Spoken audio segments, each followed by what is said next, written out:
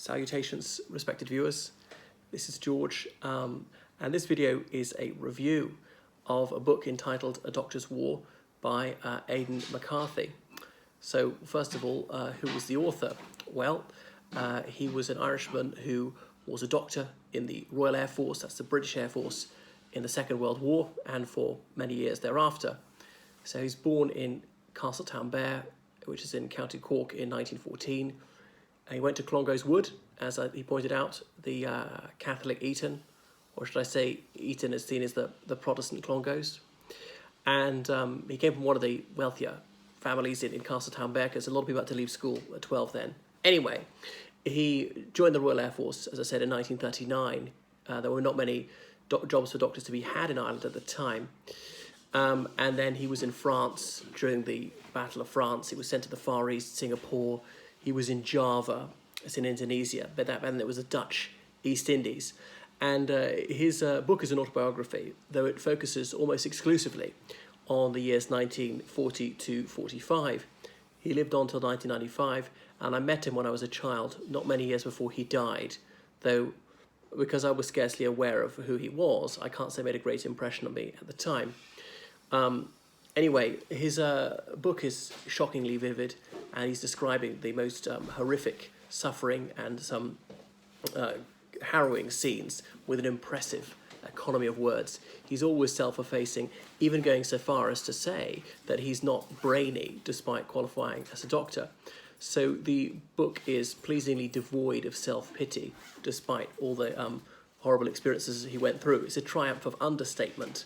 And I think his success as a writer belies this self-deprecation. So it's written with verve, and the book certainly has pace. It never lingers on any one episode too long. So describing falling into Japanese captivity, being in a labor camp, other people had to work in quite ghastly conditions, very long hours, and almost starvation rations.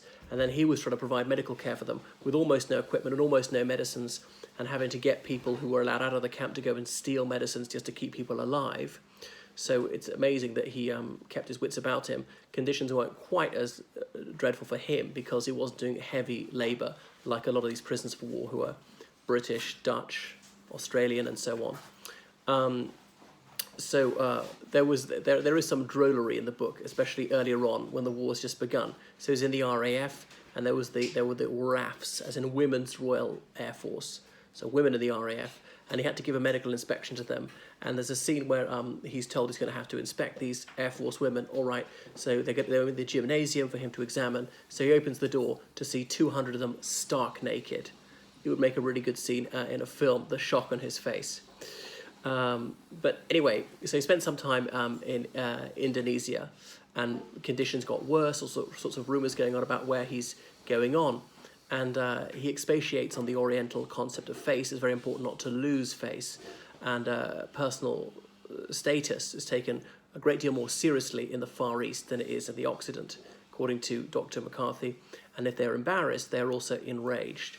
So he learned how to waltz around the mood swings and the social mores of the Japanese. Some of the Japanese soldiers were in fact Korean, because Korea had been controlled by Japan since 1890, and the Japanese had Japanized the Koreans, persuaded them that they were Koreans, only the Koreans were in fact a strange type of Japanese, only they'd forgotten it, and their Japanese identity had to be reawakened. So there's egregious cruelty of the guards, but it's a book which is free of racism, and he points out the decency of a few of the guards.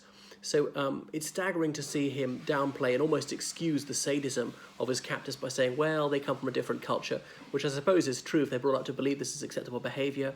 Anyone who's surrendered has no honour, they're absolute filth beneath our feet, so we're completely entitled to treat them with the most unspeakable cruelty. So then he was shipped overseas. I won't go into all the particulars of it, and his ship was sunk, and many men were drowned or cut up by propellers, and the sea is foaming with blood. It's astonishing it didn't attract sharks, and nobody's doubted the veracity of any of his account. In fact, it's corroborated by other survivors. The prisoners of war are picked up by another Japanese ship. They're then subjected to a dreadful beating and kicked back into the brine. So I put myself in his position and say, I would have given up the ghost long ago, so we're just not going to survive. But somehow he had the inner strength to keep going, possibly partly motivated by trying to save as many of his comrades as he could. And finally, a Japanese whaling ship rescued them and brought them to Hiroshima, which obviously got an infamous name these days, and his men laboured in conditions of the most dreadful privation. So they were toiling in mines and things like that. And I don't know how he didn't lose the will to live. And he said that his Christian faith sustained him through many a dark night. One of his Dutch comrades, also a doctor if memory serves, said that he was an atheist but made it to the end of the war. So his prose is terse and sparse, and when describing medical conditions, he avoids medicalese, and he writes about these things in plain English, so the widest possible readership can comprehend what's going on. So it's an utterly enthralling book. I heartily recommend it. It's scintillating all the way through, and it's not too long. I finished it in a single night because it's just so riveting. So it's an astounding and uplifting tale, and how he made it to a very great age, despite the abuse meted out to him. And the American command in the Pacific Theatre was General Douglas MacArthur, and to the Japanese ear, MacArthur and McCarthy are indistinguishable, and so he got a lot of grief for the gods because of that. So you should certainly read this. But he survived. He went on. He got married. He had 2 daughters. He retired to West Cork. He'd even served with the RAF in Hong Kong sometime after the Second World War. And it's amazing that he doesn't seem to feel sorry for himself, and he doesn't harbour any rancour towards those who treated him so horrendously.